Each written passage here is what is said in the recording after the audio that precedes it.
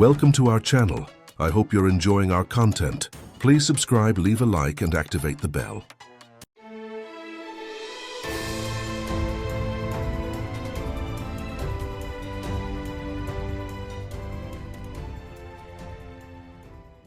The world knew him as a man who could buy anything. A private fleet of jets bore his initials, luxury cars followed him like shadows, and entire hotels closed their doors to ordinary guests the moment his reservation appeared. He was the young owner of one of the most powerful airline companies in the world, the kind of man who seemed untouchable, elevated not only by the altitude of his planes, but by the fortune that carried his name through every city and every sky. Yet behind the headlines, the photographs, the perfectly tailored suits, and the dazzling smiles at charity galas, there was a young man who had never truly been seen. His life was surrounded by women who admired the size of his bank account more than the sound of his laughter.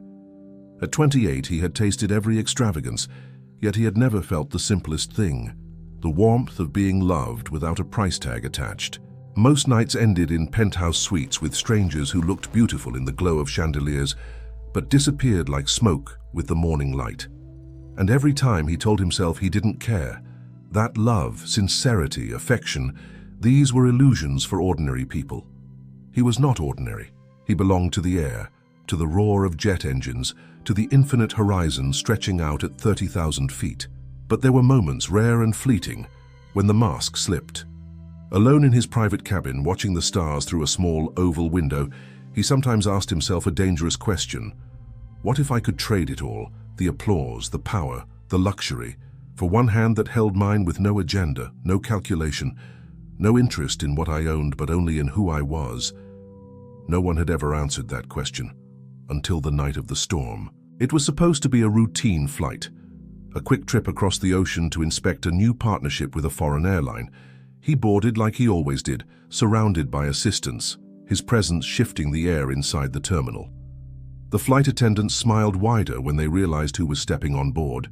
Passengers whispered, pulling out their phones discreetly, as if the billionaire was a rare constellation passing close to Earth. He wore his usual armor, a navy suit that carried the weight of his name, a gold watch that ticked louder than his own heartbeat, and a silence that warned the world to keep its distance. But fate never asks permission before changing a life. The first sign came an hour after takeoff. The plane, a gleaming symbol of modern engineering, trembled slightly as it pierced a dense layer of clouds. He felt it, a shiver, a reminder that even billions of dollars couldn't control the weather. He adjusted his cufflinks, dismissed the discomfort, and poured himself another glass of champagne. Yet the sky had plans of its own. The turbulence hit with no warning. The aircraft lurched, trays rattled, overhead compartments groaned. Passengers gasped, gripping their armrests. For the first time in his life, the young man felt something alien spread through his chest, fear. Not the abstract fear of losing money, reputation, or investments. This was primal, raw, the kind of fear that reminded you your heartbeat was fragile, that all the wealth in the world couldn't keep gravity from pulling you down. The cabin shook violently, and for a moment the mask of the billionaire cracked.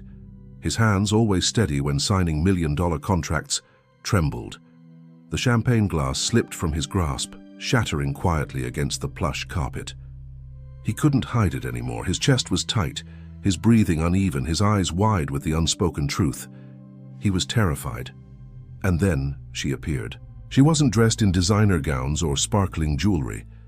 She wore the crisp, professional uniform of a flight attendant, her hair neatly tied back, her smile calm despite the chaos around them. She moved through the aisle with the kind of grace that storms could not touch, offering reassurance to passengers, steadying children, whispering words of comfort to those who closed their eyes in panic. When she reached him, she didn't pause in awe. She didn't lower her voice in reverence or bow to the power of his name. She looked at him, just him, not the billionaire, not the empire, but the young man whose hands shook against the armrest. "Breathe slowly," she said, her voice soft yet firm, a lifeline cutting through the roar of turbulence. "You're safe. We're trained for this. You're not alone." He blinked, almost startled by the simplicity of her words. For years, people had spoken to him in rehearsed lines, designed to flatter or impress. Yet here, mid-air, where control was an illusion, she spoke to him as though he were no different from the frightened child 2 rows back, or the elderly couple holding hands across the aisle. Something stirred inside him, fragile but undeniable. It was as if her calm reached through his panic and steadied not just his body, but his soul. She stayed with him until the shaking subsided, her hand resting lightly on the seat near his, her eyes never leaving his. And in that moment, high above the clouds, he discovered something money had never bought: the comfort of being seen as human. The storm outside was relentless. Thick clouds swallowed the aircraft whole, lightning cutting jagged lines across the darkened sky, as if nature itself wanted to remind every soul on board of its untamed power. The engines roared, steady but strained, pushing through invisible currents of chaos. Every few seconds the plane jolted, sending a ripple of gasps through the passengers, followed by the inevitable silence of held breath. He had flown more miles than most pilots, but never like this. For years the cabin of an aircraft had been his kingdom, the sky his private playground. The son of an aviation tycoon, and now the owner of his own airline empire, he had always treated the air as his personal stage, where attendants bowed politely, and passengers marveled at the man who owned the very wings that carried them. But on this night, the sky did not bow. It reminded him, cruelly and without warning, that up here he was not a king. He was just another human, fragile and fleeting. The turbulence was more than physical. Inside him, something cracked. His chest tightened, his breath came short, and a weight pressed against his ribs, as if the storm had seeped through the windows and taken root inside his body.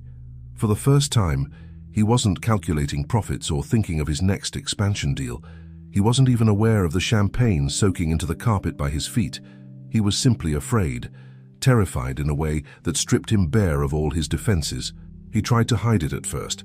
His posture remained stiff, his jaw locked, but his hands betrayed him, trembling uncontrollably as they gripped the armrests. He had lived his entire life mastering control of his company, his image, his future, but control in the face of nature was an illusion, and in that illusion's collapse, his carefully constructed identity began to unravel. The passengers around him whispered nervously. Some clutched at the hands of strangers. Children cried softly into their parents' arms. The crew moved quickly, securing loose items, their faces professional masks of calm. And then there was her. The flight attendant moved down the aisle with poise, though the ground beneath her feet shifted unpredictably. Her training showed in every gesture: calm words, steady hands, a soothing smile that carried no trace of panic. She was young, but her eyes held a strength born of facing the unexpected again and again at 30,000 feet. When she reached him, she didn't freeze in recognition, didn't falter at the sight of the man whose name adorned the airline itself. She didn't ask for a photograph or force a polite laugh to cover her nerves. Instead, she crouched slightly, her eyes meeting his directly. "Sir," she said firmly but gently, as if she had known him all her life, "you need to breathe, slow and steady. In through the nose, out through the mouth. You're safe. I promise you, you're safe." It was the kind of voice you believed, not because it promised miracles, but because it carried honesty. And he obeyed. He inhaled sharply, his lungs burning, then exhaled shakily, again and again. Her hand hovered close to his, never quite touching, but close enough that he felt its warmth, its unspoken reassurance. The plane shook again, harder this time, causing overhead bins to rattle and a few shrieks to erupt from nearby passengers. His instinct was to close his eyes, to disappear into the chaos. But when he opened them again, she was still there, steady, unwavering, her presence grounding him more than the seatbelt ever could. Time blurred. He didn't know how long the turbulence lasted. Minutes, maybe longer. What he did know was that with every breath, guided by her calm, the terror inside him shifted. It didn't vanish, but it changed. Instead of drowning in fear, he found himself anchored by her voice, her eyes, her steadiness in the storm. And when the shaking finally began to ease, when the engines leveled out and the clouds thinned into calmer skies, he realized something had happened that no headline could capture. In the space of a storm, he had been stripped of everything: the armor of wealth, the mask of power, the illusion of control. And in that vulnerability, Someone had seen him, not as a billionaire, not as an untouchable figure, but as a man. When the captain's voice finally broke through the intercom, announcing they had passed through the worst of the weather, the passengers clapped softly in relief. But he didn't join them. His hands were still trembling slightly, though less than before, and his eyes were fixed on the woman who had crouched beside him in the darkest part of the flight. She smiled, not the rehearsed, polished smile he knew from business dinners, but a simple, genuine smile meant for a stranger who needed reassurance. And he thought for the first time in his life that perhaps the turbulence wasn't the worst thing that could have happened. Perhaps it was the best. Because in that violent shaking of the skies, something inside him had shifted forever. He didn't know her name, he didn't know her story, but he knew with a certainty that startled him that he needed to. The storm had left behind more than trembling wings and rattling trays. It had left behind a silence that pressed heavy in the cabin. Passengers whispered in hushed tones, exchanging nervous glances, their relief mingled with the fragile aftertaste of fear. Some leaned back in their seats, exhausted by the ordeal, while others clasped the hands of loved ones as if afraid that letting go might summon the turbulence again. And then there was him, the young billionaire who had spent his life believing he was immune to fear. He sat still, his breathing steadier now, though his hands betrayed the truth. The tremor had not yet left him. But it was not the storm that occupied his thoughts anymore. It was her, the flight attendant who had stood unshaken in the chaos, who had bent down at his side and seen him not as a man of wealth, but simply as a man in need. He could not stop replaying the moment in his mind. The way she had spoken, calm, sure, not with the false reverence of someone addressing a man of influence, but with the sincerity of someone who had chosen to be there for him in that exact moment without hesitation. Her courage was not loud or dramatic. It was quiet, steadfast, the kind of courage that often went unnoticed, but could change everything. She did not linger after the turbulence passed. She rose gracefully, moving to the next row where a child sobbed into his mother's shoulder, then further down to offer water to an elderly man whose hands shook with more than age. Her work was endless, yet she carried it with a patience that felt almost otherworldly. She smiled, comforted, listened, always with the same attentiveness she had given him.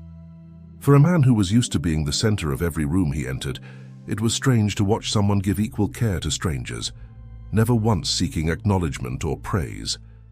And it stirred something inside him, something he could not name but felt with startling clarity. As the hours of the flight stretched on, he found his gaze returning to her again and again.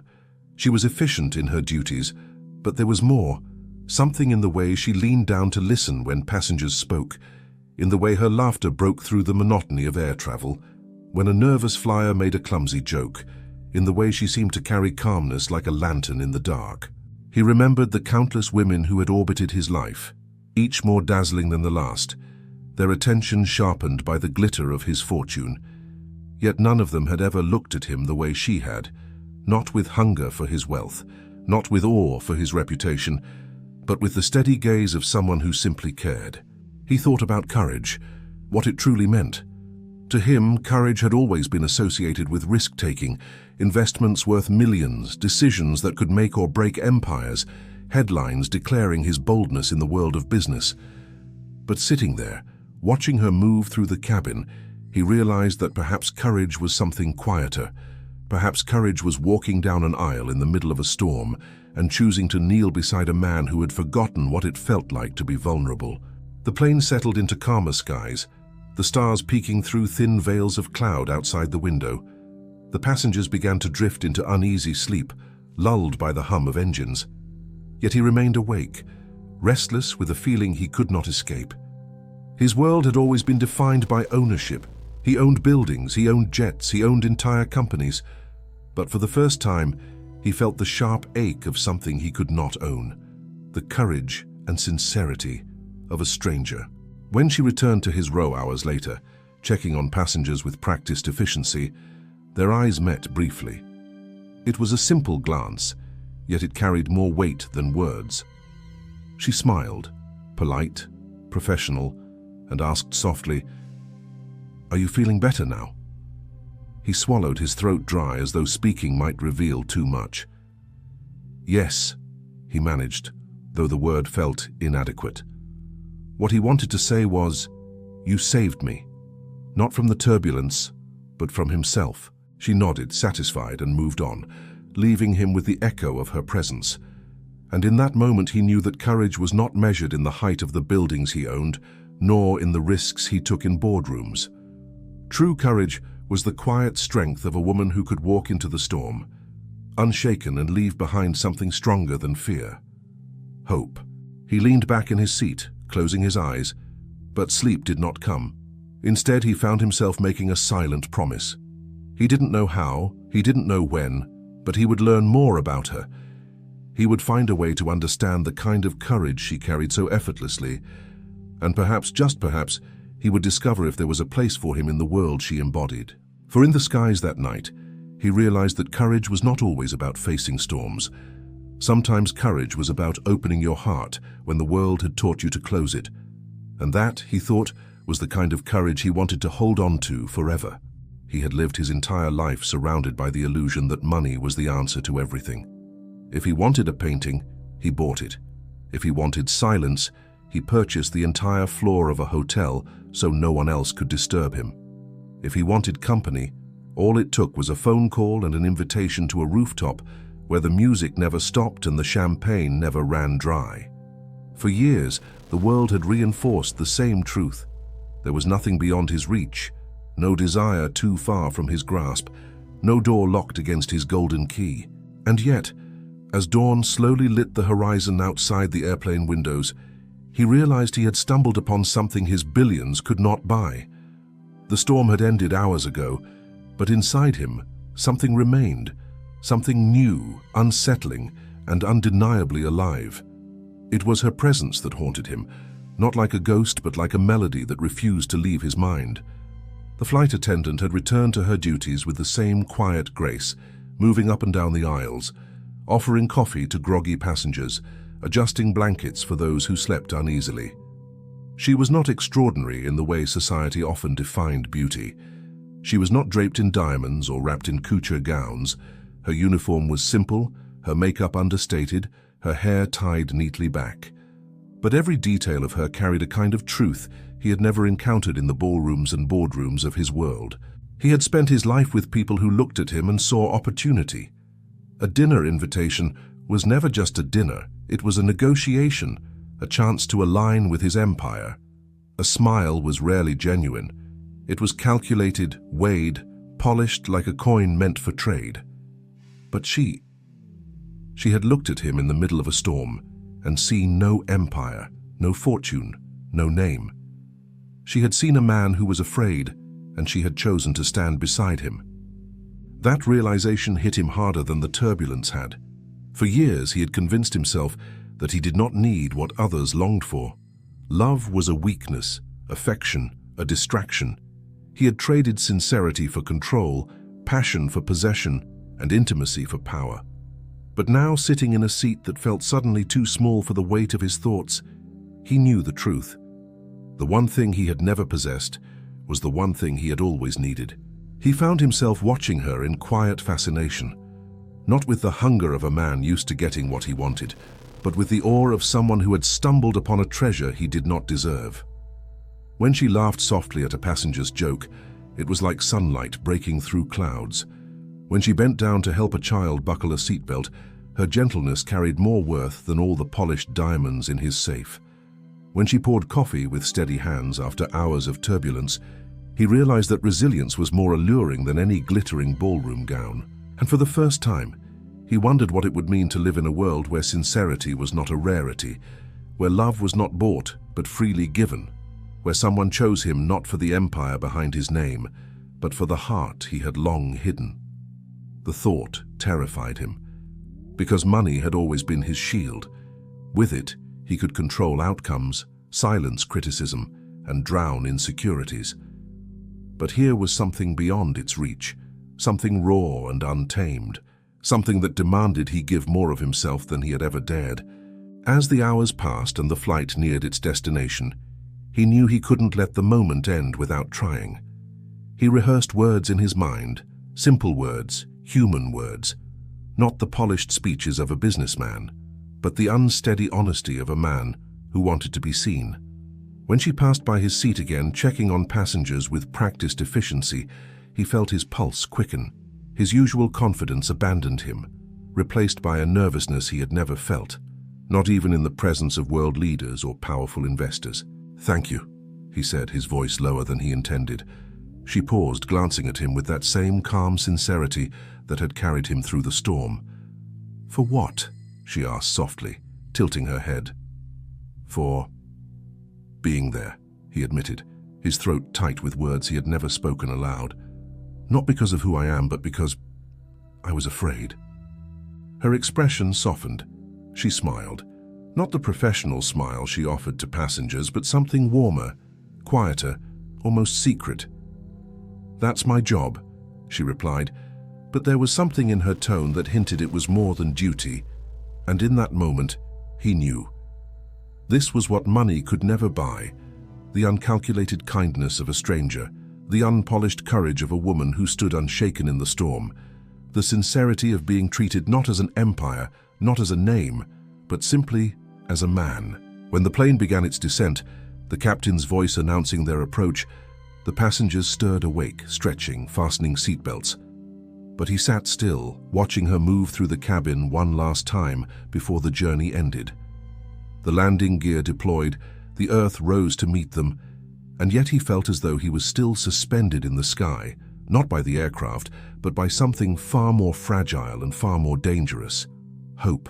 As the wheels touched down and applause filled the cabin, he knew he could return to his world of luxury, his boardrooms, his headlines, his endless nights of empty champagne toasts.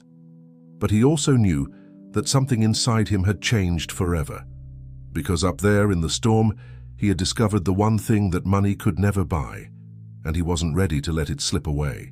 The wheels had touched the earth again, but his heart was still flying.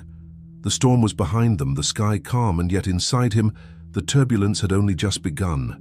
He had lived through countless flights, owned more jets than some countries, and yet this one journey felt unlike any other. It was not because of the storm, it was because of her. As passengers clapped in relief, celebrating the smooth landing after the chaos of the skies, he remained silent, his gaze fixed on the flight attendant who moved gracefully down the aisle, checking belts, smiling reassuringly, her presence a balm even in calm air. He had always thought of airplanes as machines, vessels of business, tools of profit, but for the first time, he realized they could also be something else, a stage where destiny could step in uninvited. Love, he had always believed, was a fairy tale for others, something to be sung about in songs, written about in novels, but never truly lived by men like him. Men of his world did not fall in love. They calculated partnerships, arranged appearances, measured affection by convenience. He had been taught early that feelings were liabilities, and liabilities had no place in an empire.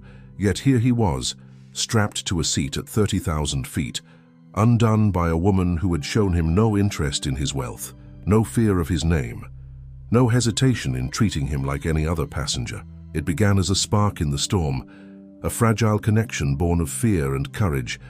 But as the hours passed, as she moved with her quiet strength through the cabin, the spark grew into something undeniable. He could not explain it logically, nor did he try. For once, he allowed himself to feel without calculation. The other passengers noticed nothing unusual. To them, it was just another flight, one of thousands that crossed the skies daily. But to him, it was the flight where the world shifted beneath his feet. Every time their eyes met, every time she smiled in passing, he felt as though the plane itself had lifted higher, carried not by engines but by something far more dangerous: hope. When the aircraft finally came to a halt at the gate, the seatbelt signs flickered off, and the passengers began the familiar ritual of gathering bags and stretching stiff limbs.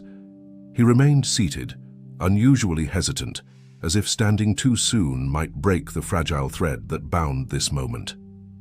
She continued her duties, thanking passengers with the same warmth she had shown throughout the flight, and though he was surrounded by people, he felt strangely alone, caught between two worlds: the old one, filled with luxury and emptiness, and a new one, fragile, uncertain, but alive with possibility. When she approached his row, offering the customary farewell, he searched her eyes for something, anything, that might confirm he was not the only one who had felt it. She smiled, professional but kind, and wished him a safe stay. He nodded, his mouth dry, unable to summon the words he had rehearsed in silence. The moment slipped past, and with it came a surge of panic. Was this it? A fleeting connection lost forever, drowned in the noise of baggage claims and busy terminals? But destiny has a way of lingering where logic cannot. As he stepped off the plane, escorted as always by assistants and security, he turned once more. Through the open door of the aircraft, he saw her, standing near the cockpit, speaking softly with a fellow attendant, her profile lit by the morning sun. And for the first time in his life, he felt powerless, not in fear, but in longing. That night, in his penthouse suite overlooking the glittering city below, he found no comfort in luxury. The marble floors, the crystal glasses, the endless skyline, it all felt hollow, like a stage stripped of its actors. He sat by the window, staring at the stars, and thought only of her. The courage in her eyes, the steadiness in her voice, the way she had seen him not as a billionaire, not as an empire, but as a man. He realized then that love, real love, did not ask for permission. It did not arrive with contracts or negotiations. It appeared uninvited, at 30,000 feet, in the hands of a woman who offered kindness without calculation. Days passed, but the memory did not fade. Instead it grew, demanding action. He knew he could not let it end as a fleeting encounter. He had the power to buy airlines, to build skyscrapers, to bend markets. But for once, he wanted none of that. He wanted only to find her again. It would not be easy. She was not a celebrity with headlines to trace, nor a business rival with a name on glossy magazines. She was one among thousands of flight attendants who crossed the skies daily, anonymous to the world yet unforgettable to him. And yet he felt certain. The same certainty that guided him through billion-dollar deals now pulsed through his heart, urging him toward a new pursuit, not of profit, but of love. For love, he realized, was the one flight he had never boarded, and now he was ready to chase it no matter how high, no matter how far. The city skyline stretched out beneath the plane like a sea of lights, each flickering window and street lamp glowing like a star fallen to earth. To the passengers on board, it was the familiar promise of home, the relief of having survived the turbulence of the skies and now descending into the comfort of solid ground. But for him, the young man who once thought he had it all, this descent was something else entirely. It was not just the end of a flight, it was the closing of one life and the beginning of another. He sat in his first-class seat, silent now, no longer gripping the armrest as he had during the storm hours before. His heart had calmed, not because the skies had cleared, but because of her. The flight attendant who had not cared about his name, his empire, or the balance in his bank account. She had seen only a man who was afraid, vulnerable, stripped of his usual confidence. And in that moment, she had saved him, not only from his panic, but from the emptiness of a life spent floating above everyone else, without ever truly touching the ground. As the wheels prepared to meet the runway, his gaze drifted toward her once more. She was busy, moving gracefully down the aisle, checking passengers with the same composure she had shown in the storm. To others, she was just doing her job. But to him, every movement carried the weight of something extraordinary. Every glance, every calm smile was a reminder that for the first time in years, he had been seen, not as a billionaire, not as a headline, not as the untouchable owner of a vast airline, but as a man, fragile, human, capable of breaking, and capable of being held together by someone's simple kindness. The plane touched down with a smoothness that belied the chaos of the skies earlier. The passengers applauded, relieved, thankful. But inside his chest, applause gave way to a quieter truth. His landing wasn't just on the runway. He was landing back into life, into reality, into something raw and honest he hadn't felt in years. When the doors opened, the world rushed in. Bright terminal lights, the hum of announcements, the hurried footsteps of travelers eager to move on. Usually, he would have been the first to leave, protected by assistants or guards, shielded from the ordinary flow of life. But this time he lingered. He waited until the others had gone, until the cabin had emptied, until it was just her and a few crew members finishing their duties. She noticed, of course. She raised her eyebrows slightly, surprised to see him still there. "Is everything all right, sir?" she asked, her voice calm as ever, though softer now, without the weight of duty. He smiled faintly. For once, the title of Sir felt too distant, too cold. "It is," he replied, his voice steadier than it had been. "Better than all right, actually." She tilted her head, uncertain, waiting. "Do you know," he continued, "I've flown more times than I can count. Private jets, first class, across oceans and continents, but this is the first flight where I felt grounded." Her lips curved slightly, though she looked away. Perhaps unsure if he was serious or simply charming her the way rich men so often tried to. But he wasn't performing. For the first time in his life, he wasn't saying something rehearsed, something meant to impress. He was saying what was inside him, stripped bare, as naked as his fear had been in the storm.